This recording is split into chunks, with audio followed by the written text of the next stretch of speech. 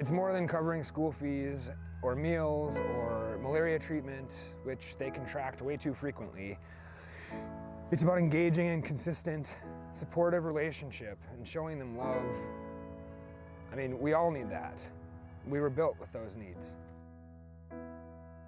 Regular communication and yearly visits and providing a biblical mentor for them.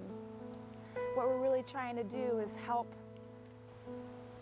heal the trauma that they've gone through by providing safe relationship for them. It's incredible to see these boys age 19, 20, 21 be able to have a birthday party for the first time or consistently get more than one meal a day. I mean, that's where the support goes. I never thought I could ever make it here because I never had any family to help me come over here, and I grew up in an orphanage home. So, I mean, I just never thought I could ever be up this far. I never thought I could ever come this far. I dream about it, but I never thought I could be here. The visa process, it was a nightmare. I mean, most people who come to Minnesota or come to the US, you know, they have a support system here, or they've got, you know, community people here trying to bring them over. Trying to bring an orphan from the slums of Monrovia is unheard of. I felt very welcomed when I saw you at the airport because I feel like I have family here, and I feel like, I mean, my dream came true because of the way you people welcome me. I just feel like, I mean, I had another family here. I was home away from home.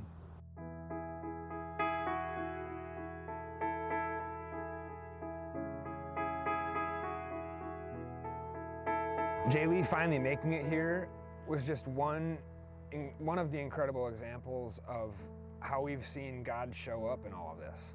My reason why I ever wanted to come to the US was because I wanted to acquire quality education where I'll be able to go back to my country and be able to impact it into people where they'll be able to help themselves.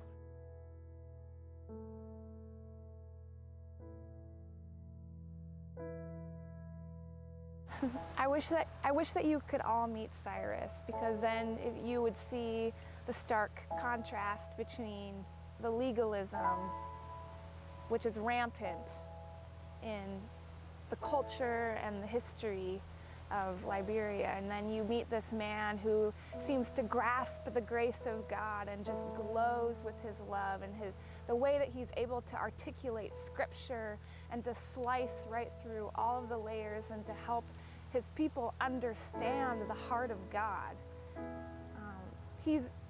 We have no one like Cyrus. And so the fact that we get to support him as he meets with our boys, it's been a really sweet thing.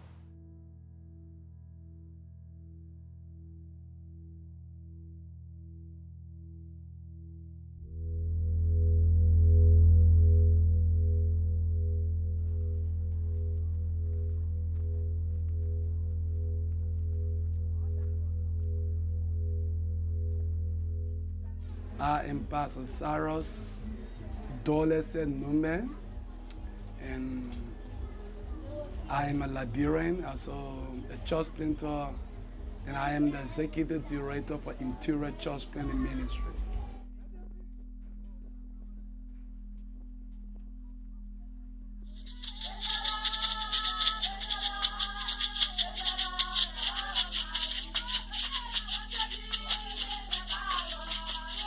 Because of the spread of the false gospel and traditions, and many people want to be saved, they want to hear the true word of God, but they do not have the opportunity to.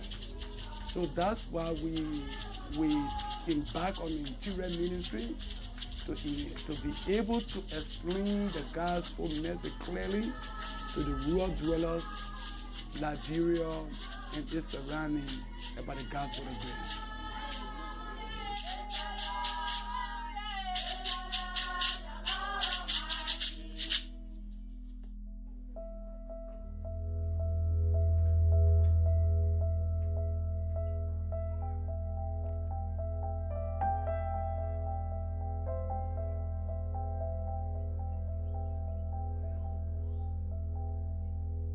This one single room is what I call my house, and there where I live with my family. Family of 5, my wife and I sleep on the bed, and 3 of my children sleep on the floor here on this single mattress. And the remaining 2 children sleep out with other people because they play cannot accommodate all of us. And the result, I have the books. These are my pastoral study book for resource material. And because the space is very small, they are all here and vulnerable to rats and cockroaches and destroying them. And I even find it difficult to study. So I have to sometimes lay down on the bed and sometimes sit down between 2 or 3 in the morning, a.m. to study. And as a result of lying down on the bed to study, it gives my back hard time. Even sitting down, it also gives my back hard time because I'm not comfortable when I'm studying. So this is why we are praying that God provide our resources to build our house. We have already laid the foundation, but we trust in God for elevation and completion.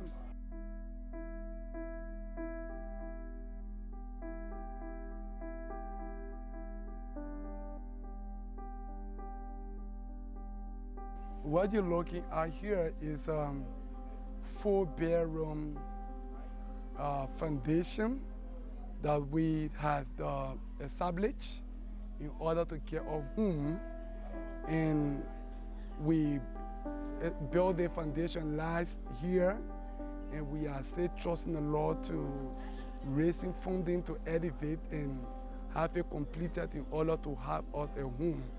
But again, see, what do? I plant these potato greens during the dry season and trusting the Lord for it in order to build this house. And the process is very slow because how much do I raise from the potato green? So at the end of the day, we still struggle with the issue of getting home. But this is what we have started already. This is the 4-bedroom house. This is the living room, the master room over there, and I had a little reading room in there, bathroom and another bathroom on that side, and a kitchen and dining room. So everything that should make us comfortable in this house, we inserted it so for our own comfortable, so that we can have a better place to live with the kids that the Lord have entrusted into our care. Yeah.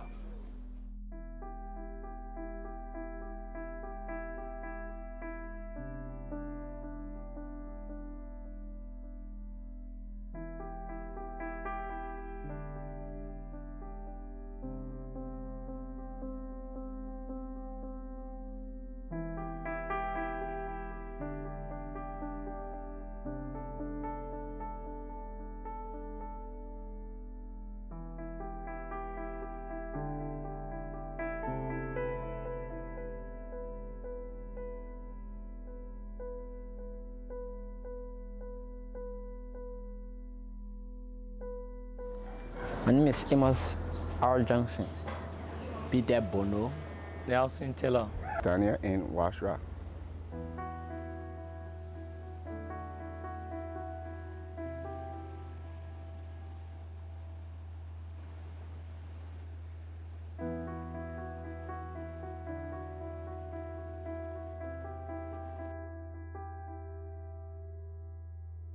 In 2004, my mom and father was living, but lately in 2014, I lost my father.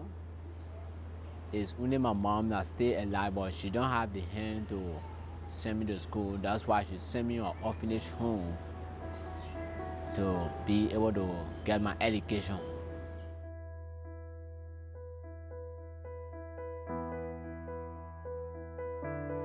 My mother, she left, and I did not know where she went, but I couldn't hear from her and none of us, and I thought that I couldn't see my mother again, or I felt that she also died. Actually, I don't know much about my mother because I was little when I left her.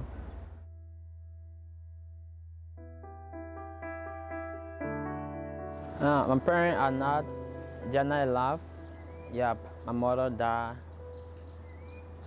let's say 2 or 3 years ago, but I didn't see her, so I didn't know if I have a mother. And also, my father is not alive too. Yep. But I think I don't get much information on him because I've only seen him one time, so and we didn't reach to him yet. He said I shouldn't go back to him.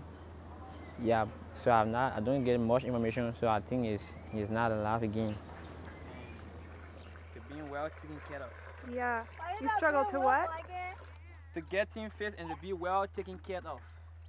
To get that, what's that word? To get fit. To get things fixed. Get things fixed. Yeah. Well, I think you're doing very well. Yeah. I'm really amazed.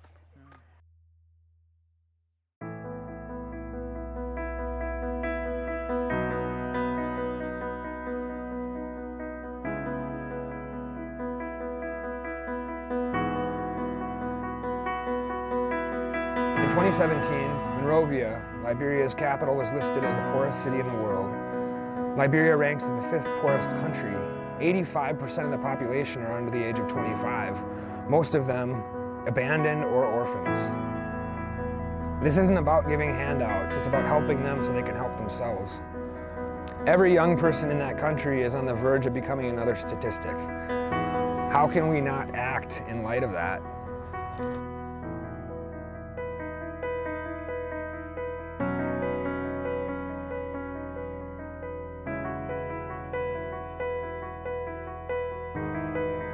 Very early on, one of the boys told me, you know, missionaries come and go, but I have yet to feel special to anyone. By getting to love the boys, they've caused me to see God in a way that I don't think I would have if not for meeting them.